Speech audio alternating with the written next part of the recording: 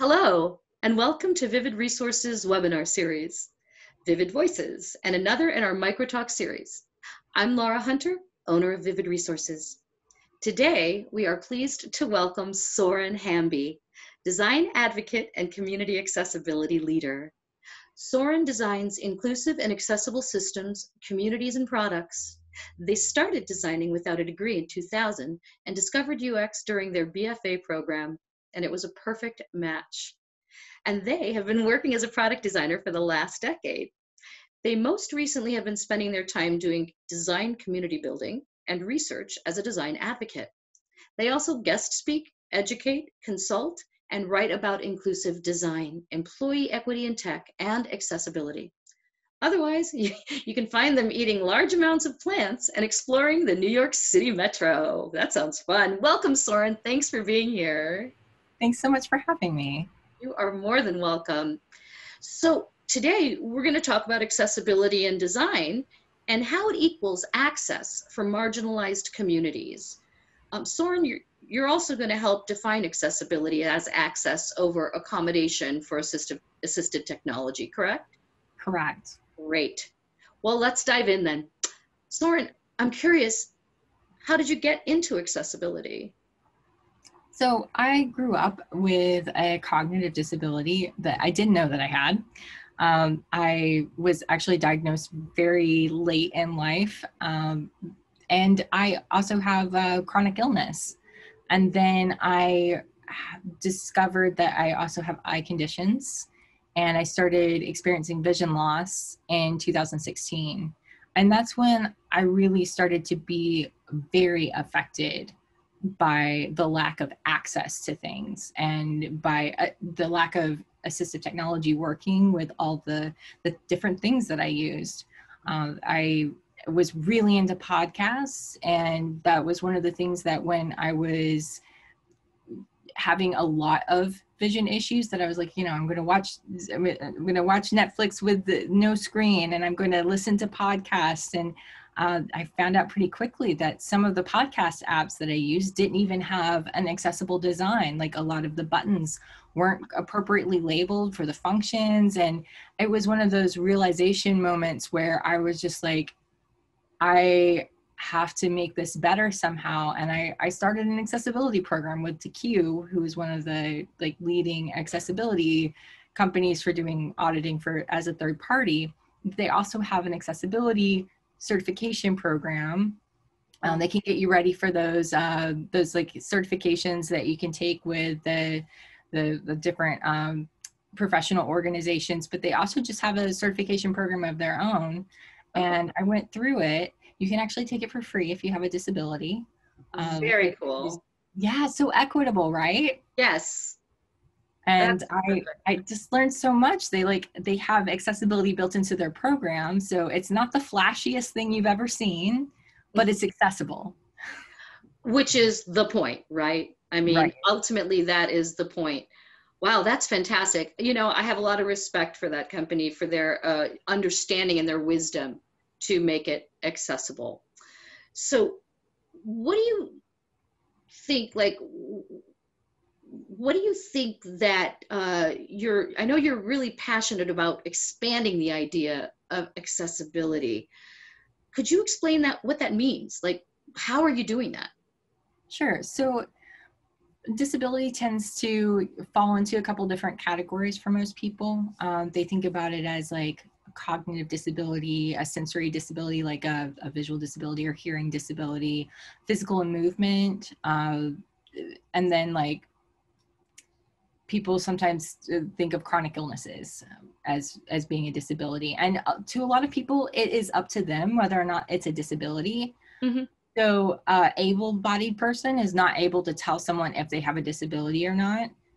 There's definitely people that can say, oh, yes, like you say that this is a debilitating condition for you and it qualifies under this Health Act for special accommodations, or just accommodations in general.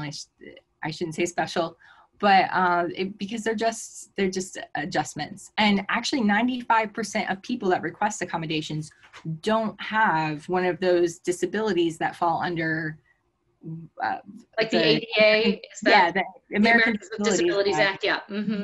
Yep. And a lot of these accommodations are just like adjustments to schedule, adjustment to work task. And it could just be like, oh, well, I need to adjust my schedule because I have, like an activity, or I have children, or I'm pregnant and need to go to doctor's visits. Like there's just like all these different things that people that don't have a permanent disability might need to request. And so I'm trying to start thinking of disability as not being the thing that accessibility is about. It's just one of the things that restricts people's access to the things that they need most. And accessibility can be for a lot of things that restrict access. So if I speak English as a second language, mm-hmm. that could restrict my access to some websites that have really, really complicated vocabulary, or talk about like financial products in a way that's inaccessible. Mm-hmm. Accessibility can also refer to financial means. So if you say like, oh, well, Teslas are great, but they're inaccessible to most of the population because of the price. Yeah. So if you start thinking of accessibility as like breaking down of barriers, mm-hmm. rather than just it being, well, assistive tech has to work with this thing, mm-hmm. then I think it starts making more sense to people.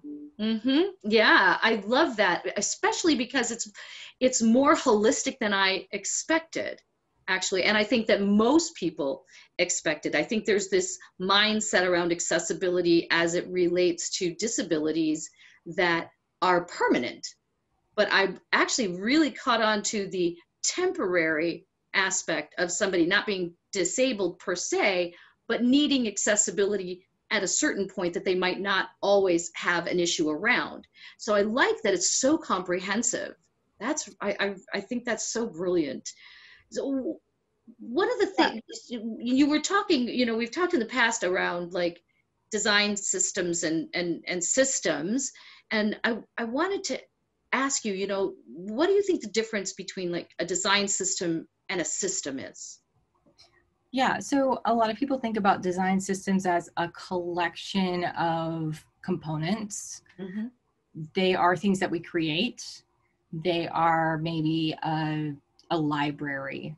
They are a catalog. They're things that you can choose from. They can be pieces of code. They can be designed buttons and form fields and all these like just things that we've pieced together that tell a visual story, or that are like Lego blocks that we can build different things from. It can even include larger modules like a form, or it can be an entire template. Like this is the page that we use for this entire sort of function. But then we think about systems as being more overarching as context.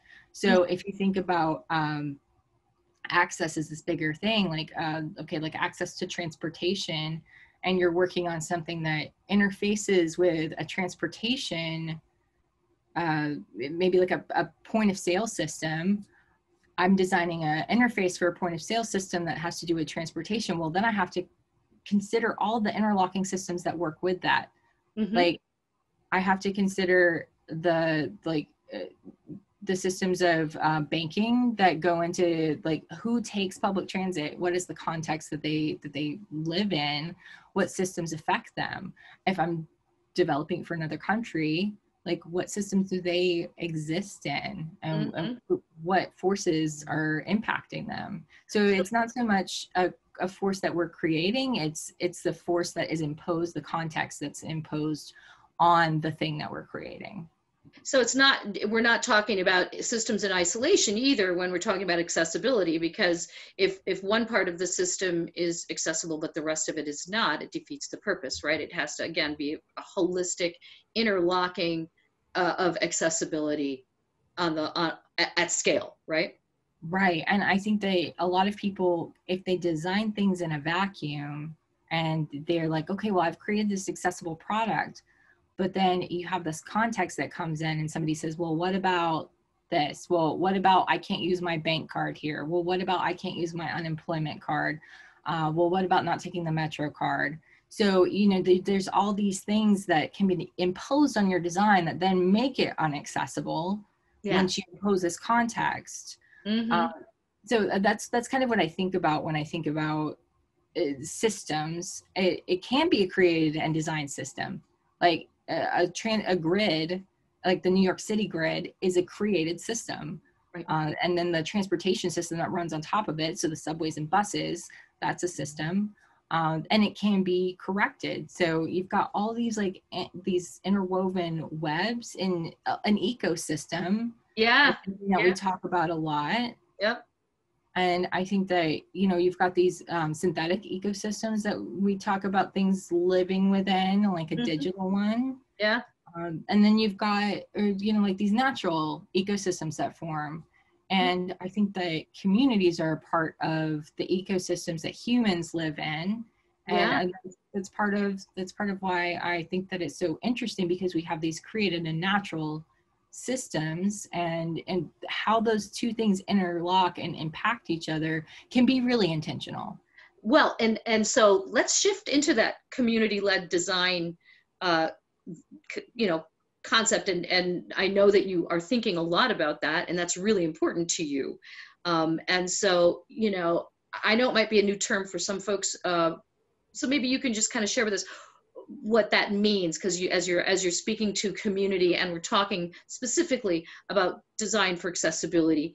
What do you mean by community-led design? How can people kind of practice that?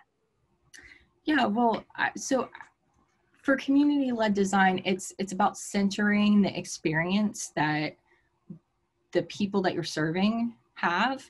One of my favorite people, artists working in this space right now, and is in art therapy.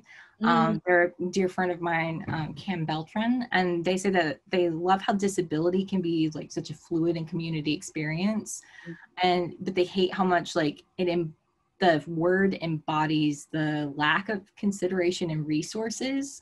So it's just like so much right now about lack. And it's so much about like, well, what do you not have? And like, how do we tack on an accommodation at the end? How do we retrofit this? Yeah. And so I'm trying to shift this to this more community-led model, where instead of being like, oh, okay, well, we have to take this and globalize it. We have to take it and make it like palatable to other communities. And we have to like decenter it after we've created it. Yeah. We're just trying to create it with intention and create it with the communities that it's meant for. And so that means including people on the team that are part of those communities. It means being intentional about hiring and employee experience and retention. It means being really, really intentional about discovery and user testing and usability. And if you don't have people on the team that, and you can't get that, it means giving people money to give you their opinions, because that shows that you value it. You value that relationship. Yeah. The phrase natural integration is coming to mind here. Like, just if everything is more naturally integrated as just the way it is, as opposed to, oh, we have these special accommodations for these folks. But in fact, just on a holistic scale, it's naturally integrated as a course of action, period. That seems to me like what you're feeling around this and the intention you're setting behind it. Would that be accurate? Yeah, and in this instance, designers become facilitators. Sure. And it's almost like you're collecting, and I use this example all the time, we're collecting a research paper. And so we're here and taking all of these experiences, and we're like the facilitators, we're helping people put it into other words. So we're almost like the editors of other people's writing.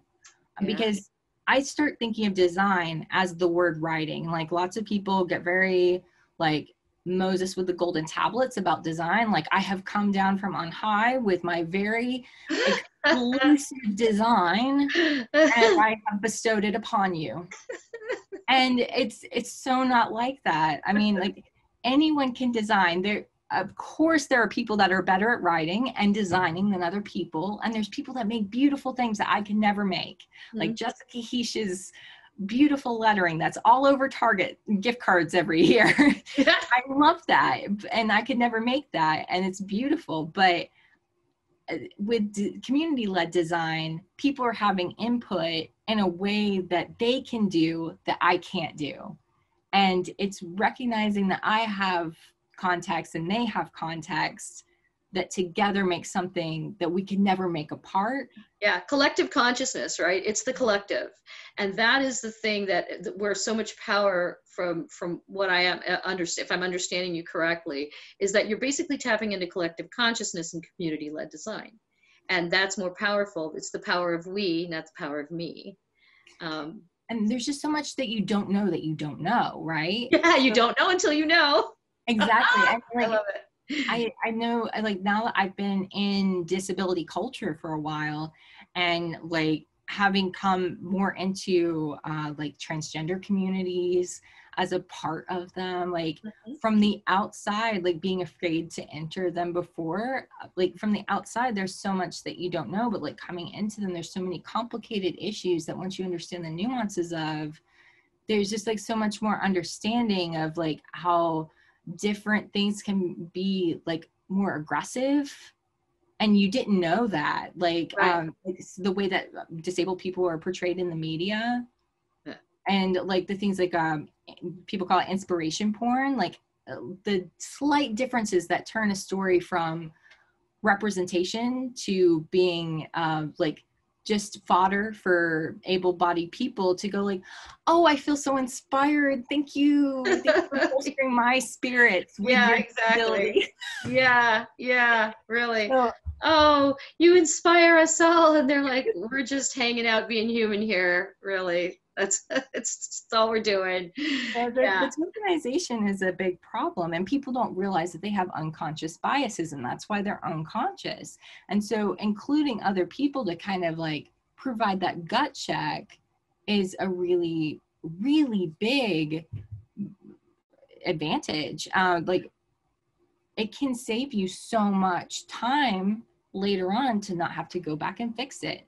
And so community-led design doesn't just make sense from this like everybody should be kind and inclusive to each other perspective, but it makes sense like if you're trying to talk to business people or people that are like, well, I don't really care about that. It makes sense from a business perspective too. Yeah, it's like, well, you should, and here's why, and here's the community that you want to serve. Would you like to serve the whole community or just a part of it? Yeah, no, I think that this is just such a great subject, and I love your attitude and your approach on this, because, you know, this is the future of design, is accessibility, inclusion, everyone, right? It's time. It's time. And so I'm so happy that you're doing this work, Soren, and I appreciate it. I know there are so many people that will be impacted positively through your work. And thank you so much for taking your time today. I know you're super busy these days, but I really appreciate it. And, you know, for those watching right now, if you want to learn more about Soren's work, you can go to their website at soren.oo. Or you can see their workshop for setting up organizational and efficient accessibility programs at the link that we're going to display below when we close out with the closing credits. And don't forget to subscribe to this YouTube channel for all of the most recent updates on webinars and micro talks from Vivid Voices and Vivid Resources from thought leaders like our friend Soren. Thank you again, Soren. This has been so much fun. Thank you. You're welcome. Until next time, I'm Laura Hunter. Thank you for joining us.